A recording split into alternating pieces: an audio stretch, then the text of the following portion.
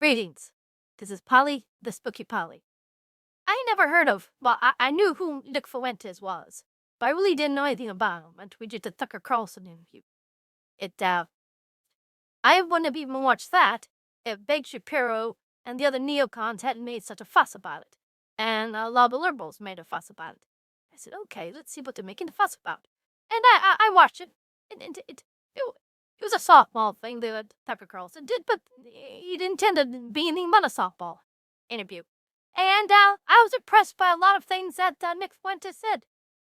Then the blowback was so ridiculous that when Nick Fuentes went on the Piers Morgan show and they had that 2-hour debate there, well, interview, whatever it was, you could see the problems with what the boomers have. Nick Fuentes ran circles around Piers Morgan. He made him look so bad. Morgan knows it. All his champions know it. He did terrible. And now we're getting the as usual, the second guesser saying, well, because he planted the Nick Fuentes' hand. Well, he did more than just that.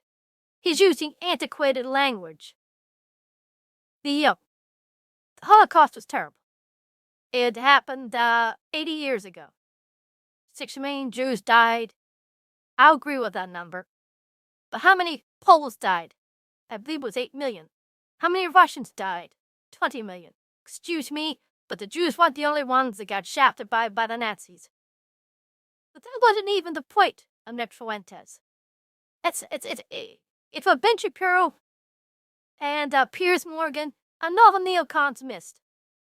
You talk about Israel, well, let's face it. Israel is not the 51st state. I don't believe it. You don't believe it. America doesn't believe it. It's just nonsense. So we have criticism of Israel. I get to charge them anti-Semitic. Okay, make that charge then. But the charge of racism, it kind of loses its steam after a while. The point that Fuentes is trying to make is that in the America we have today, we have all these different groupings. Blacks, Black Americans, Hispanic Americans, we have trans, we have gays, we have all these different groups. Women, they're all against one thing, white males and whites. That's it. Now, whites totally make up 60% of the population. Don't you think that's a little dangerous for the thinkers of our society, put these groups against the majority? How's that going to end ultimately? This generation coming up will be the first generation that will not be as well off as their parents. That's going to have tremendous impact down the road. And here we have the largest segment, white males and whites. I put white males in front because they're the main targets, but whites generally are the targets. And all of a sudden you're coming at them. That's an extra pressure that they have. If you wonder that this is like going to be a volcano that ultimately blows up, does that surprise anyone? Fuentes is a messenger. He's the trumpeter. He's warning people. Now, we have Donald Trump in office right now, and I like to think that we can do this to political methods in which we can level the playing field where white people aren't a scapegoat anymore, but we don't bring in millions and millions of foreigners, immigrants that have nothing to do with America and do not appreciate us as Americans. If that's the case, if Donald Trump wins, if the administrations that follow him win, then everything will be political, just how we always do. We get in the crises and we got way out of it. If it doesn't happen, if the left wins again, they bring in more immigrants. It is again that pressure on whites. They expect to blow up somewhere along the line. That's why I say no with the left. I'm in New York City. I got arguments with these people all the time, and I'm trying to tell them that it's gonna blow up in your face. In my earlier videos, I warned if Donald Trump lost, and if people thought he was rigged, there's gonna be a lot of problems. And they tried to kill him. I said, if Donald Trump had died in Butler, Pennsylvania, what do you think was going to happen? I don't think they actually thought of it. I don't think they're thinking about if you put such pressure on the majority of the population by you're impoverishing them, you're cutting off any type of advancement, you're making them the villains. Well, they're gonna look for places at which they can fight back. Nick Fuentes is just sounding the alarm here. There will be others. They'll follow him. They'll do more than just that.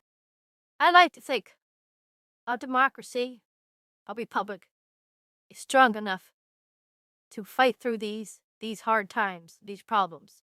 I mean, we did so during the Depression. And I hope so. I hope we can do it again. But I'm not so sure.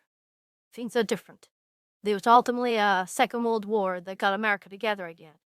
And I don't see that happening here, that type of unifying factor. War is not something you really want to unify the nation with. But it may not happen. I mean, every country falls. Every republic ends. Every democracy disappears. Democracy, like socialism, ultimately collapses, it seems. So, if change comes to America, I'd rather change come to my benefit than to the benefits of immigrants and those that hate our country, and hate me. It comes down to that's the line. So let's see what Fuentes does, see how America changes, see if Donald Trump can somehow unite the nation. Because it isn't united now, that's for sure, and get us out of this dilemma. I think he can stop the immigration problem.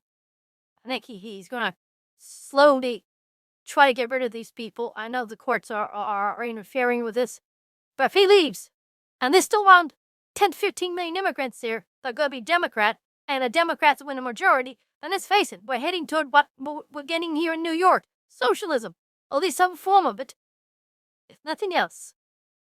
Fuentes is changing the dialogue. Don't give us these old slogans anymore of racism, anti-Semitism. They mean nothing today. I think Fuentes is the trumpeter. Okay. That's it for today. If you like it, hit the like button. And if you haven't subscribed, go ahead, subscribe. So I see you again. Polly saying goodbye.